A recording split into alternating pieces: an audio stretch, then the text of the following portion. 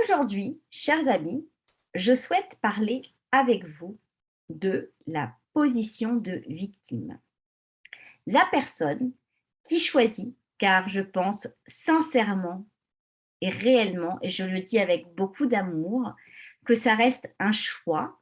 Alors parfois un choix, voire même une habitude, c'est-à-dire que ça fait tellement longtemps qu'on joue ce rôle de victime, ça fait tellement longtemps qu'on se place en victime que parfois même on ne le réalise plus, mais malgré tout, ça reste un choix. Le choix de toujours se placer comme une victime, de toujours aller faire culpabiliser l'autre parce que, en fait, on va faire en sorte d'être le petit oiseau blessé, de faire en sorte de toujours aller retourner la situation. Alors pourquoi est-ce que les personnes jouent-elles ce rôle de victime? Pourquoi est-ce que les personnes se victimisent? Les personnes en fait qui deviennent des victimes ont souvent une vraiment très grosse faible estime d'elles-mêmes. Ce sont des personnes qui n'ont pas confiance en leur potentiel, ce sont des personnes qui n'ont pas confiance en leur estime en fait, ce sont des personnes qui n'ont pas forcément appris à s'aimer, qui n'ont pas forcément appris à se regarder avec amour. Ce sont aussi des personnes qui sont pas tout à fait capables de surmonter en fait les obstacles de la vie. Chaque obstacle en fait qui va venir les frapper, forcément elles vont plutôt que d'en faire une force, plutôt que de se dire je vais contrôler mon émotion à ce moment-là, je vais prendre cette situation et plutôt que de la vivre comme un échec ou comme un petit oiseau blessé, je vais prendre la situation et je vais la transformer, je vais m'élever, je vais apprendre de cette situation. Au contraire, cet obstacle, en fait, va les affaiblir et ce sont vraiment des personnes qui vont vraiment penser à l'intérieur d'elles-mêmes qu'elles ne sont pas capables de surmonter ça. Qu'elles ne sont pas non plus capables d'aller gagner l'admiration des autres, en fait. Qu'elles ne sont pas, ce ne sont pas des personnes inspirantes et admirables. Que malgré tous les efforts qu'elles vont faire, on ne va pas forcément les aimer. On ne va pas les aimer à la juste valeur parce qu'en fait, elles ne s'aiment pas elles-mêmes. Donc, pourquoi est-ce que quelqu'un irait les aimer? Elles n'ont pas d'estime d'elles-mêmes. Alors, pourquoi les autres auraient une estime pour elles? Ce sont des personnes, en fait, qui vont systématiquement essayer de manipuler toutes les personnes autour d'eux avec toujours ce sentiment de chagrin et de victime. La victime, en fait, va attirer l'attention. Quelque part, c'est comme une espèce de carence. Celui qui se victimise, en fait, a besoin de sentir qu'on va prendre soin de lui ou soin d'elle. Pour cela, en fait, elle va s'exposer systématiquement comme une personne émotionnellement blessée. La vie, en fait, s'attaque à elle. La vie est toujours contre elle. Toutes les personnes sont toujours contre elle. Tout ce qui lui arrive, c'est toujours contre elle. Elle est toujours victime de tout. Et en plus, ce qu'il faut savoir, c'est que pour ces personnes-là, leur problème, ce qui leur arrive, il faut le traiter tout de suite maintenant. C'est grave, c'est urgent, c'est essentiel. Il faudrait tout arrêter à l'instant T pour aller prendre soin de cette personne. Sinon, bien évidemment, une fois de plus, on va aller alimenter ce côté victime. C'est une personne qui va bien évidemment systématiquement justifier toutes ses actions. Parce qu'en fait, comme elle est victime, tout ce qu'elle fait, elle, est justifiable. La personne qui joue les victimes n'est jamais coupable. Elle ne prend jamais la responsabilité de sa vie. Elle n'est jamais responsable de rien. D'ailleurs, un excellent livre que j'adore de Jack Canfield qui s'appelle Les principes, alors c'est Success Principles en anglais, de Jack Canfield. Et en français, je crois que c'est Le succès selon Jack, de Jack Canfield. Le tout premier principe du succès, c'est de prendre responsabilité de sa vie, d'être responsable de sa vie. Une victime, ne prendra jamais cette responsabilité-là. Elle n'est pas responsable de sa vie. La vie lui arrive, les obstacles de la vie lui arrivent, cette personne va jouer un rôle théâtral systématique. Souvent, c'est assez théâtral, ça peut prendre de l'ampleur. On va dire que selon les régions du monde, ça va prendre plus ou moins une envergure théâtrale. Mais en tous les cas, ce sont toujours des personnes qui vont jouer un rôle. Et ce sont des personnes qui ne savent absolument pas agir et se comporter différemment. Et je dirais qu'il faut même parfois les aider. Donc, ces personnes vont justifier leurs actions. Ces personnes ne sont jamais coupables.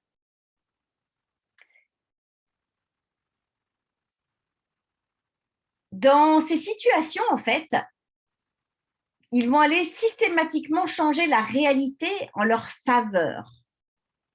On va systématiquement aller blâmer l'autre. On va systématiquement aller blâmer la circonstance de ce qui arrive.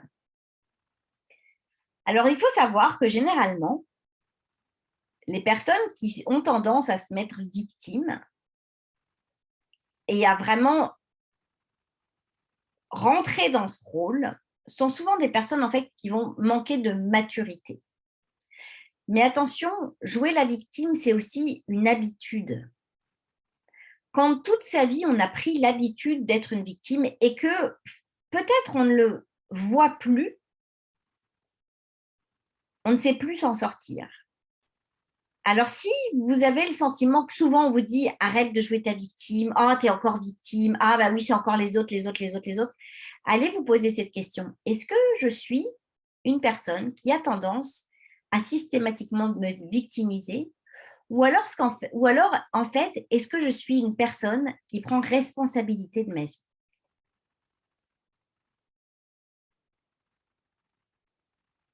Les personnes qui se voient comme des victimes sont des gens qui supposent que le monde doit être juste. C'est un peu une façon de penser comme un enfant. Ils ont tendance à toujours projeter en fait les circonstances de leur enfance, où c'était vraiment des moments où ils étaient impuissants dans des situations et ils viennent mettre en fait cette tendance en fait à l'enfance, cette façon de penser comme on était enfant, je vous dis, ça devient une habitude dans les circonstances actuelles de leur vie. Parfait. Ah, voilà ce qui se passe quand on a une montre intelligente et parfois trop intelligente. Souvent, les personnes qui se placent en victime ne sont pas vraiment en mesure de reconnaître que les adultes ont un bagage émotionnel qui est beaucoup plus large que quand ils étaient petits et que par conséquent, ils peuvent prendre, encaisser et surtout prendre la responsabilité de cette vie et de cette émotion. Une émotion, quand on la reçoit, il faut être en mesure de la recevoir, de l'accueillir, de la bercer. Vous savez, parfois, vous allez aller voir une personne, vous allez lui raconter une situation en disant « Oh, ben voilà, mon patron, ma sœur, mon frère, mon conjoint, ma fille, etc., m'a fait telle et telle chose. » On a tous tendance parfois à jouer un petit rôle de victime. Hein. Attention, je ne dis pas que ça n'arrive jamais. Mais par moment, voilà, on va… Et puis la personne va dire « Oui, mais tu sais, en même temps, dans telle situation, elle avait raison pour si elle avait… » Et ça vient vous chercher, ça vient vous agacer. Vous savez pourquoi? Parce qu'à ce moment-là, la seule chose dont vous avez envie, c'est qu'on vienne écouter et entendre votre émotion, qu'on vienne la caresser, qu'on vienne lui donner un peu d'amour et de douceur. Vous ne voulez pas qu'on vous trouve une solution. Vous voulez qu'on écoute cette émotion. Et nous, les adultes, on a un grand bagage émotionnel, on a un large dos, on peut en prendre, bien évidemment. Mais la personne qui va se positionner en victime va avoir plus de mal avec ça. Alors, qu'est-ce qu'on peut changer quand on joue le rôle de victime? Je dirais que déjà, il faut savoir reconnaître ce comportement. Il faut avoir envie d'agir différemment. Il faut être à l'écoute de ce que les personnes autour de nous vont nous dire. Parce qu'il y a vraiment beaucoup de personnes qui passent toute leur vie à jouer un rôle de victime. Tout simplement parce qu'ils se sentent à l'aise de vivre entouré d'autres personnes dans une position inférieure, d'être ce petit oiseau blessé et qu'on va devoir systématiquement venir cajoler, devoir s'en occuper, dire « Oh, ma pauvre, oh là là ». C'est des personnes qui, sur les réseaux sociaux, vont venir poster des choses en rendant tout est toujours dramatique avec une victime. Une personne qui se met en position de victime. Donc, il est vraiment important, lorsque l'on prend conscience de ça, qu'on joue ce rôle, de petit à petit reprendre les rênes de notre vie, d'assumer les conséquences de nos choix et d'arrêter de blâmer toujours les autres pour ce qui nous arrive. Parce que vous savez, en tant que coach certifié, en tant qu'être humain aussi, qui a vécu des expériences absolument différentes et incroyables et des défis de vie qui m'ont amené à ce que je suis aujourd'hui et qui me permettent aujourd'hui de venir ici dans Bulle de Bonheur, vous parler justement de cette façon de se comporter en victime. Je reste persuadée que notre vie et tout ce que l'on fait est un choix. On choisit d'être une victime, on choisit d'être résilient, on choisit de se battre, on choisit d'abandonner. Alors, quand on reprend les rênes de sa vie, quand on décide d'assumer toutes les conséquences de ce qui nous arrive et que donc on prend responsabilité de notre vie, alors à ce moment-là, on peut commencer à sortir de ce rôle de victime et d'arrêter de blâmer les autres pour notre malheur, d'arrêter de blâmer les autres pour ce qui nous arrive.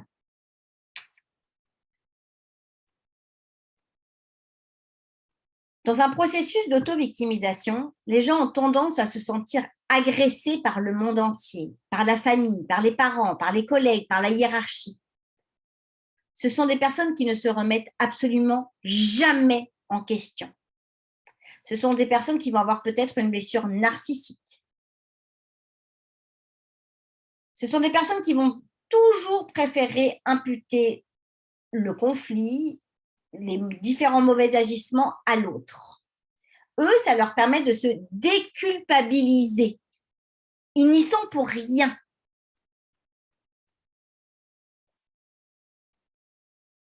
Alors, je vous dirais que si jamais vous ressentez que vous avez tendance à ça, ou si vous avez des personnes autour de vous, vous reconnaissez en fait à travers ce podcast, vous savez en fait, ça vous rappelle une personne autour de vous, vous pouvez lui partager. Vous pouvez lui partager cet audio, cette vidéo, pour justement lui permettre de venir prendre conscience qu'elle est dans ce rôle. Voilà ce que j'ai trouvé sur le web. Hi, quelle bavarde. Mais quelle bavarde cette montre. Donc que vous soyez en fait ce genre de personne ou que vous soyez témoin de ce genre de comportement, c'est important de toujours se mettre du côté de la prise de conscience afin de pouvoir évoluer. Essayez de toujours aller regarder les choses d'un œil, d'essayer d'aller transformer en fait quand vous avez tendance à être une victime, de vous dire ouf, ça y est, je suis encore en train de les mettre ça sur le dos d'une autre personne. Qu'est-ce qui m'a amené à cette situation? J'ai choisi d'habiter là, j'ai choisi de vivre avec cette personne, j'ai choisi ce travail, j'ai choisi. Si c'est une personne qui est autour de vous, qui a tendance à se victimiser, vous pouvez essayer de lui poser différentes questions de comment est-ce que tu penses que tu en es arrivé là? Crois-tu que tu pourrais changer ta façon de voir les choses? Essayez en fait de faire prendre conscience à la personne qu'elle est en train de se placer en victime. Alors attention, c'est pas facile. Moi, je suis coach, donc voilà, et encore, souvent on essaye d'aider les gens à faire des prises de conscience. Mais bon, si vous êtes bon à interroger les gens et à discuter, n'allez pas porter le coup de l'accusation, n'allez pas lui dire pauvre victime, toi. Non, il faut aider la personne à prendre conscience. Et je vous dirais même, aidez-vous vous-même si vous êtes dans cette situation de victime à prendre conscience que vous avez tendance à faire ça. Comment est-ce que l'on peut agir différemment? Comment est-ce que vous, en tant que victime, vous pourriez agir différemment? Apprendre à se remettre en cause, apprendre à assumer ses actes.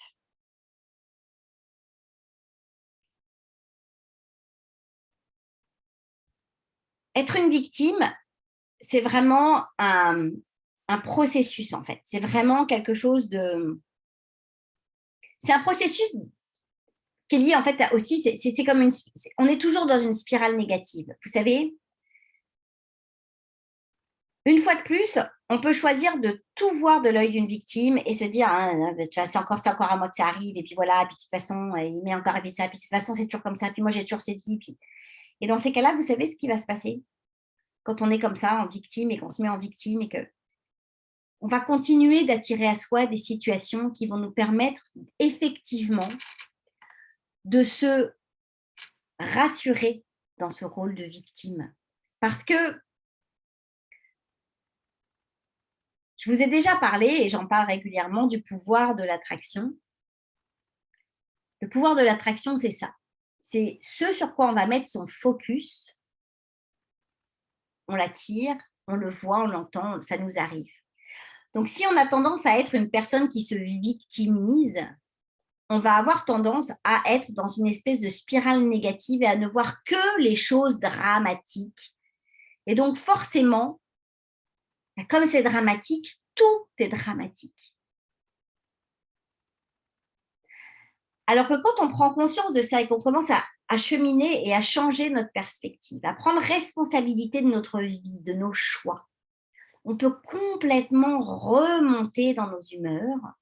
Et je vous dirais déjà un tout premier exercice intéressant, une fois que vous avez pris conscience que vous êtes dans ce processus de victimisation, c'est déjà de commencer à avoir de la gratitude. J'en parle souvent et vous allez me dire, elle se répète. Pourquoi est-ce qu'elle se répète? Parce qu'avoir de la gratitude, de la reconnaissance pour chaque petite chose de votre vie vous permet d'aller voir les choses positives de votre vie. Le pouvoir de l'attraction, c'est ce sur quoi je me concentre, ce à quoi je pense, ce sur quoi je vais poser mon focus, je l'attire. Plus vous allez mettre votre focus sur des choses positives, agréables, sur la joie, sur le contentement, le fait d'être satisfait de ce que vous avez déjà, plus vous allez voir des situations positives autour de vous. Alors, première chose, quand on est une victime, on prend conscience qu'on se comporte comme ça et qu'on ne prend pas responsabilité de sa vie et qu'on ne tient pas les rênes de sa vie. Deuxième chose, une fois qu'on en a pris conscience, on modifie et on décide, on choisit d'aller changer et transformer la situation. Si vous avez tendance à vous positionner en victime, vous le savez à l'intérieur de vous que vous vous faites du mal. Vous savez à l'intérieur de vous que vous vibrez de façon négative tout le temps et que ce n'est pas agréable. Mais ce n'est pas agréable pour vous, mais ce n'est pas agréable pour votre entourage. Et vous allez voir que si vous changez, votre entourage tout entier va changer. Alors reprenez responsabilité de votre vie. Choisissez de transformer ça et de vous transcender. Et troisièmement, pour arriver à ça, ayez de la gratitude pour chaque petite chose de votre vie. Le fait de dormir dans un drap, d'avoir une couette chaude, d'avoir peut-être un conjoint ou une conjointe à côté de vous, de pouvoir faire un câlin à vos enfants, de pouvoir cuisiner un bon repas pour vos enfants le soir, plutôt que de rester dans un faut encore que je cuisine aujourd'hui. Non, soyez content de faire ce repas et de vous dire que vous allez partager ce repas avec les personnes que vous aimez. La douche chaude ou froide que vous allez pouvoir prendre en fonction de... Moi, j'adore la douche froide, mais il y a des gens qui préfèrent la douche chaude. Votre voiture qui roule, qui fonctionne. Tout ça, je vous le dis souvent, ça reste un choix. Une habitude, ça se change. Ça prend 30 jours à se changer. Alors achetez-vous un cahier et tous les jours, pendant 15 minutes, faites l'effort de dire merci pour. J'ai tellement de gratitude pour. Tous les jours. Vous pouvez le faire le soir avant d'aller vous coucher. Vous pouvez le faire le matin en vous réveillant. Prenez cette habitude. Et vous allez voir que ça va transformer votre humeur. Parce que vous allez être dans cet espace de positif vous allez certainement vous rendre compte quand vous retombez dans la négation. Et vous savez, souvent, quand on est victime, en position de victime, hein, qu'on choisit de se mettre en victime, vraiment, là, je parle réellement de personnes qui choisissent cette situation, d'accord? S'il y a un réel confort à être une victime. J'ai perdu mon fil. Ces personnes qui choisissent ça peuvent aussi choisir d'aller shifter. Tout ça, ça reste un choix. C'est une habitude, mais c'est un choix. Et les habitudes se changent en 30 jours. Je vous souhaite bon courage à travailler sur vous si vous vous retrouvez dans cette situation d'être cette victime. Je parle vraiment de choix intentionnels, de laisser la vie glisser, la vie aller. Vous vous perdez dans les méandres de la vie et vous n'êtes pas maître de ce qui vous arrive. Parce qu'une personne qui est victime et qui choisit de se mettre en position de victime, qui choisit intentionnellement que tout ce qui lui arrive dans la vie n'est pas de sa faute.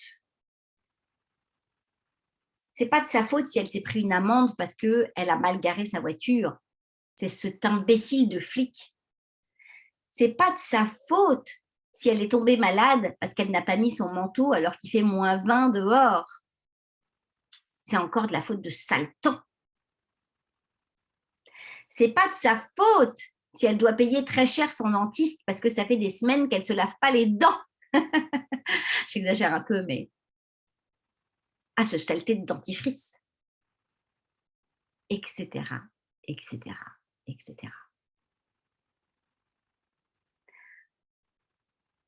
Alors, je vous invite à partager ce podcast à toutes les personnes pour lesquelles vous pensez qu'effectivement, ça pourrait leur faire du bien de l'entendre.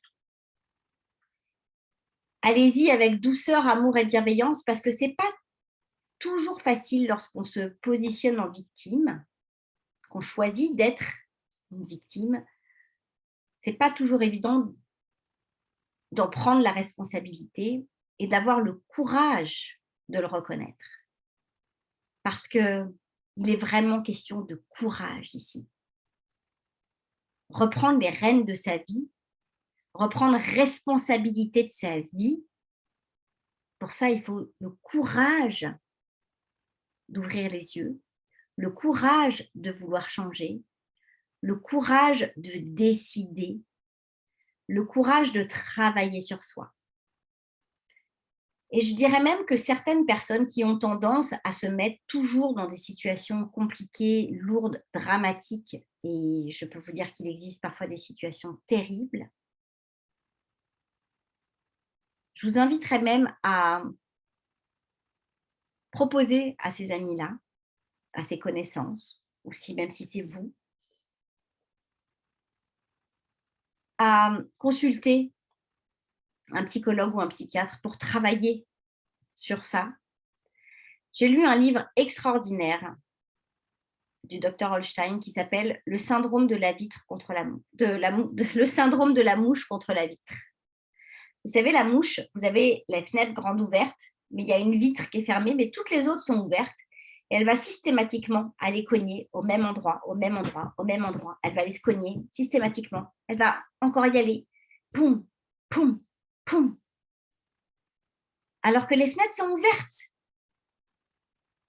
Il suffirait juste qu'elle recule, qu'elle observe, qu'elle soit attirée. Non, il faut toujours qu'elle aille se cogner au même endroit. La victime, la personne qui choisit intentionnellement de se comporter en tant que victime parce qu'elle manque d'estime d'elle-même, parce qu'elle manque d'amour de soi, va avoir tendance à toujours retomber dans des situations et va attirer à elle des situations qui vont la conforter et la réconforter dans ce rôle de victime. Ces personnes-là, il faut leur donner de l'amour, mais en même temps, il faut un peu leur faire prendre conscience de ce qu'elles sont en train de faire. Et quand c'est vraiment quelque chose de trop grave, ces personnes-là peuvent en plus se faire accompagner par un professionnel, psychologue ou psychiatre. Quand c'est quelque chose de plus léger, je vous dirais qu'une personne comme moi, une coach certifiée, peut également aider ces personnes à changer, à se transformer et à voir les choses différemment et à s'ouvrir. Mais une fois encore, ça part d'une volonté de changer et d'un choix de prendre responsabilité de sa vie.